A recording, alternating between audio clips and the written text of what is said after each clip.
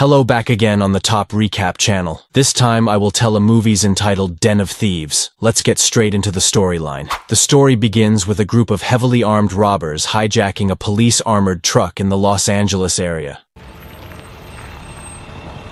Oh, bro, we're not here for you. Don't even think about it.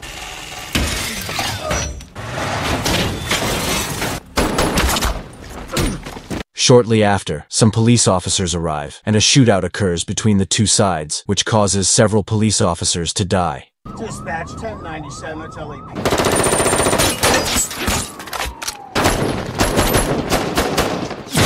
In addition, one of the robbers, named Marcus, died at the scene. However, the other experienced robbers managed to escape.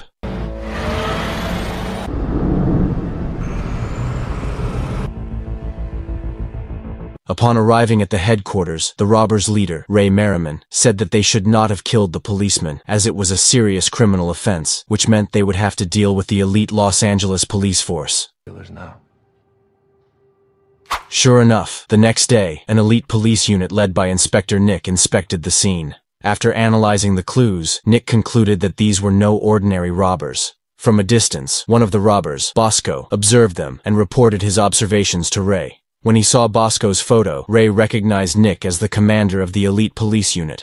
Meanwhile, Nick and his team are discussing the case investigation at the office. From the clues gathered, they suspect Ray Merriman of being the mastermind. For more information, Nick asks Donnie, a bartender at the club, as Donnie has been seen with Ray. Nick finds Donnie at work as night falls, and has a little chat with him. When Donnie finished working and was about to go home, Nick suddenly appeared and immediately beat him unconscious. The next morning, Donnie woke up and found himself in Nick's place. Without wasting time, Nick immediately interrogated Donnie. Initially, Donnie claimed that he only worked as a driver for Ray and knew nothing. However, after Nick threatened to put Donnie in jail, Donnie got scared and started to tell everything, from his meeting with Ray to his involvement in the robbery. You can drive, huh? Oh, I could drive. Donnie also said that Ray was a genius. He planned all his actions in great detail. After getting the information he needed, Nick let Donnie go. On his way home, Donnie received a call from Ray, ordering him to go to a place tomorrow morning at 8 a.m. The next day, Donnie arrived at the designated place. Ray and the rest of the robbers came to pick Donnie up and take them to a building. There, Ray explained their next mission, to rob the Federal Bank of Los Angeles. This bank is where all the banks in Los Angeles keep their money, so the security system is very tight. The bank has been targeted for robbery 53 times, but none succeeded. After explaining their mission, Ray also explained how the bank's tight security system works and how it operates daily. It goes something like this. First, armored trucks deliver daily deposits from all the conventional banks in Los Angeles. The serial number of each bill is recorded in the Federal Bank's data center so that it can be traced if any money goes missing. Secondly, bank officers will bring all the money to the examination room to check the accuracy of the amount and separate the new bills from the old bills.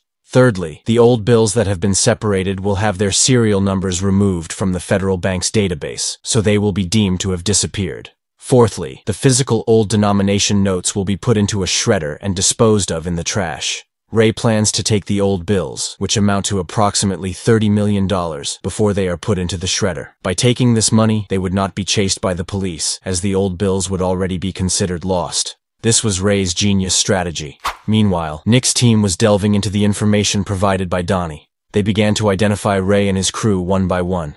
Meanwhile, Ray begins to prepare everything he needs for this mission, starting with Donnie applying as a courier at a Chinese restaurant. This was so he could go in and deliver food to the officers inside the Federal Bank. He brought 2 packets of food, one for the officer and another in the air duct inside the toilet. Hello. Good. How you doing today? He's fine.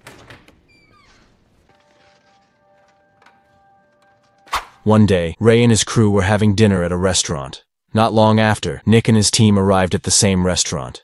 Nick came to Ray's table and engaged Donnie in conversation. Buddy. Donnie, right? Feeling disturbed, Ray asked Nick to leave his table. After returning from the restaurant, Ray interrogated Donnie because he suspected him of being an undercover cop. Donnie told Ray that he was not a cop and did not tell Nick any information, which Ray also believed. Then Ray told Donnie to tell Nick their action would occur on Friday. While at the clothing store, Donnie approached Nick. He told Nick that Ray would act on Friday, but he didn't know where the place was. Before leaving, Donnie also warned Nick to wear a bulletproof vest. Nick finally got the information on where Ray would act at the Pico Rivera Bank. Knowing this, Nick immediately told the rest of his team to prepare everything. Finally, the day arrived. Ray and Nick both prepared themselves and their respective equipment.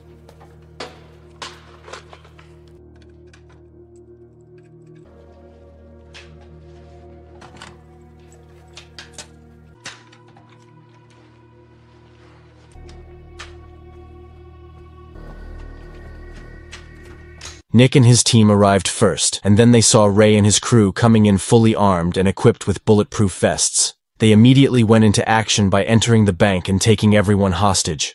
Ray told the bank manager to call 911 and report that he was being held hostage. The robbers demanded $10 million and a fully fueled helicopter within 1 hour. Otherwise, the hostages would be shot one by one. Then Ray told the bank manager to open the safe.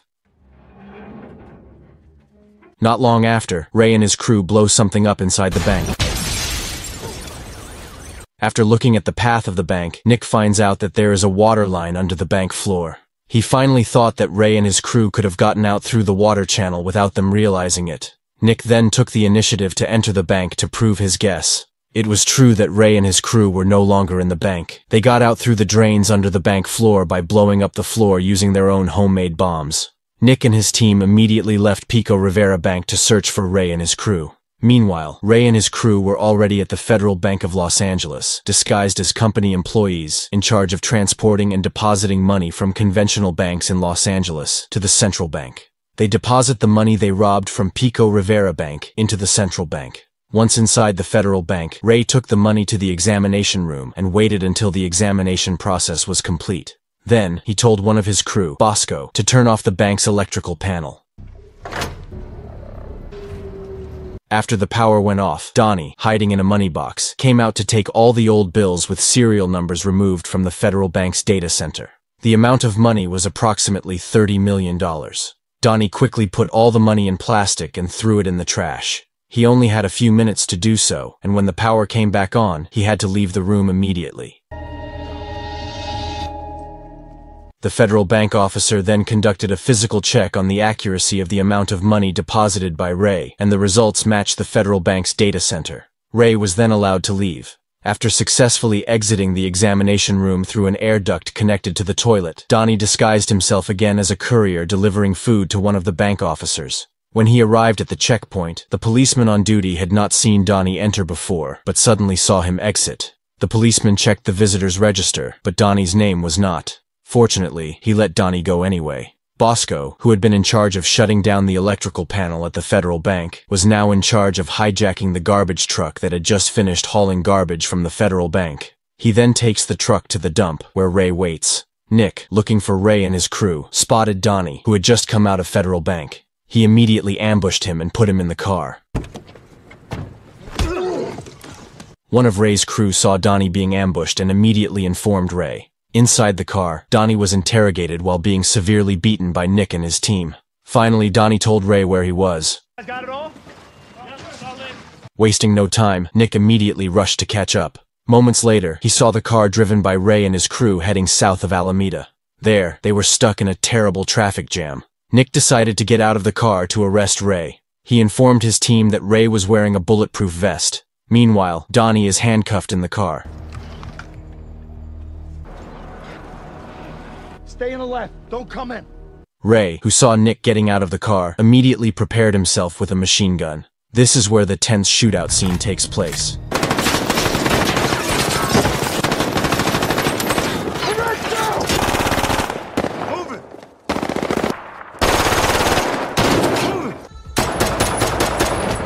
Ray is shot in the left chest, but still tries to escape.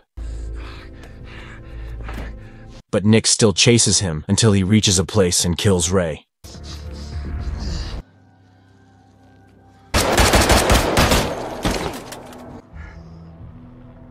Nick then returned to his car, but it turned out that Donnie had escaped by removing the handcuffs. Nick checks Ray's car and only finds plastic trash. Nick decides to return to the office. While looking at Donnie's photo, he thinks of something and then goes to where Donnie works. However, Donnie has stopped working since 2 days ago. There, Nick sees a photo of Donnie with some of the other crew members mounted on the club's wall. This is where we find out that all this time, it was Donnie who was the main mastermind in the robbery with Ray. In the final scene, Donnie is in London and working as a bartender in a club. There, a man in a tie approaches Donnie to order a drink. Donnie converses with the man, who turns out to be a diamond businessman. Donnie tells the man that the beer is his treat. There is a high probability that Donnie will continue the robbery elsewhere.